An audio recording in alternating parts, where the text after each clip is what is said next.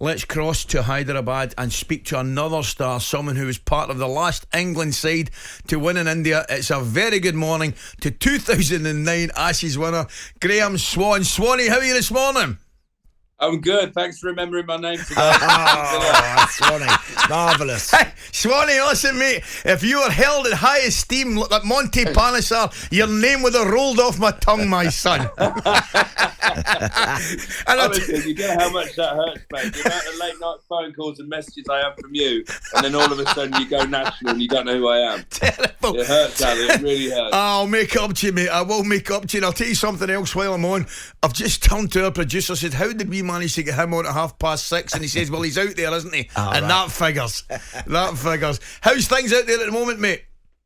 It's good, mate. I'm with the England Lions at the minute in Ahmedabad. And if you think dry January is hard, it's a piece of cake over here. It's a dry state. Not that I'm desperate to have a beer or anything, but I wouldn't mind one while I watch the cricket this week. Brilliant, mate. Well, we're really all excited about the series coming up. And all kidding aside, your 2009, beg your pardon, your last victory over there when Monty, when you spin so well, I think is one of their... I think they've had 5 defeats or something like that in the last 30, 40 years at home.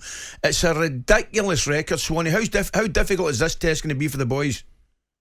It's going to be very tricky. They'll make it very hard for us because basically, why wouldn't you? If you've got your home conditions, you make them for your home team. They did that to us in 2012. I think they actually underestimated us in 2012 and thought, well, we'll just do any old wicket that spins, and their spinners are rubbish and their batsmen are rubbish. But then we scored loads of runs, and then me and Monty turned out to be the best 2 spinners in the world. So that was all right. Swanee, is it the hardest place to go and tour? Is it the kind of toughest sort of mentally as much as anything else? Yeah, I think it is because you imagine when you turn up, it is literally 2 billion people against you and desperate for their home team to do well, and you really feel that. And you've not got the creature comforts you have at home. You're stuck in a hotel most of the time. And it can get on top of you. It's a lot easier than it used to be because obviously Indian hotels are now amazing. But it is a tough place. I'd say Australia's probably just as tough because you get called no end of things on the boundary over there, that words you've never heard, playground sort of thing. But it's not quite like that in India. But it is a very tricky place to come and win a game of cricket. Swanee, tell me, there's obviously problems in the England squad. We'll discuss Harry Brook and obviously the omission of Virat Kohli as well. But sure, Bashir hasn't been allowed. I think he's been left in, is it Abu Dhabi or certainly in the Middle East, and he's not been allowed into the country yet. That's a strange one, isn't it? It's underhand, isn't it? I don't know how it works with visas and stuff. I hope somebody somewhere has got a bit of a red face about this. Because, imagine turning up to play your first game for England. Yeah. You get to the airport and you're all excited. Sorry, mate, you've got to stay in Abu Dhabi for a week while we sort this out. I'm sure it was just an it'd have been okay if it was Dubai, but Abu Dhabi, a week in Dubai. It's only an hour's drive, though, isn't it? I'm sure he's got his golf clubs. You know what, as well, for Bash, I feel for him because he is the biggest cricket badger I've ever met in my life. Is he really? So he doesn't like playing golf. I asked him once what football team he supported. He goes, "Nah, mate, I just like cricket." Yeah, he is so cricket through and through. So I feel for him, the poor bloke. He'll be itching to get out there, but I'm sure that'll get resolved in time, and hopefully you'll see him by the end of the series because he's a very exciting young man. What's the chances of success, Graeme, this time round? I think it's going to be tough, I won't lie to you, but if anyone's going to do it, this England team do with their way of playing this baseball cricket.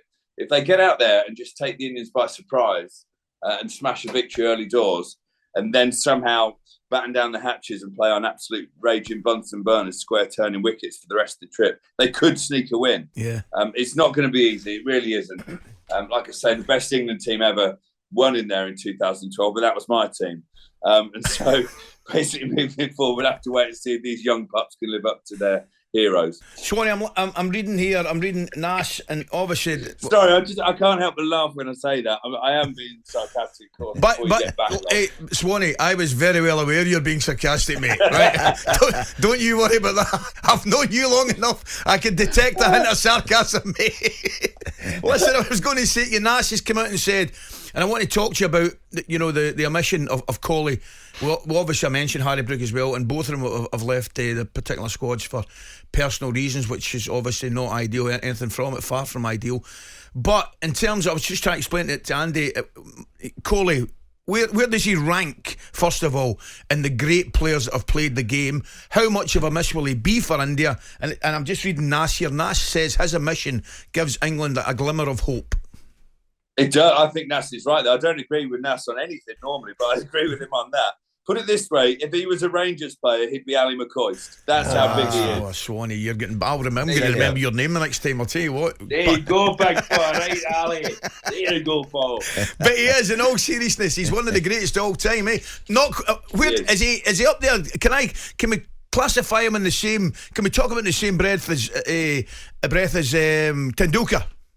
Yeah, you can. I mean, Tendulkar was the original and best Indian player of the last 30 years. He was incredible, and he was compared to Sunil Gavaskar, and Virat Kohli is the next one in line. There's one every generation who's head and shoulders above the rest. And when you're talking about India as well, they've got probably 5 of the 6 or 7 best batsmen in the world all playing for their team, and he's still the standout number 1 of the lot. So it's a massive loss for India. And yeah, I agree with Nas. It does give England a glimmer of hope.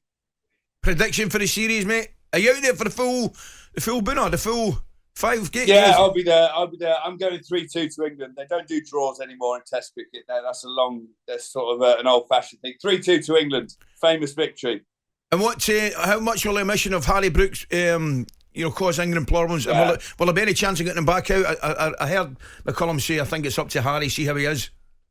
Yeah, well, obviously we wish Harry all the best back home, but if he can get back, that strengthens England's batting. But I mean, England have got a very strong batting lineup as well. If people like Joe Root and Ben Stokes have a good tour, everyone will play around them and play well around them. So, yeah, I'm sticking with it. 3-2 to England. Wow. Now, listen, the final question when you're out there in India, is it safe to say that my phone won't go when I don't give your team a penalty and I'm doing my co-coms and all I can read is McCoy, you've lost it. It's a stonewall penalty as the game's going on.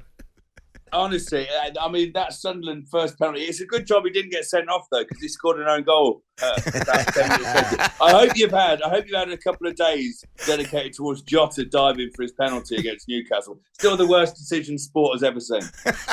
Swanee, brilliant, mate. Thanks for coming on this morning. Thanks, Graeme. We're really looking forward to Bal. Enjoy it over there. Cheers, boys. See you later. Take care. That's some trip. Brilliant. Do you know, Agent 661 said he'll be glad he's stuck in Abu Dhabi because folk in Dubai don't like the Flintstones, but folk in Abu Dhabi do. Oh, look, honestly. Agent 661, get yourself sorted out. 6:44, we're going to a break.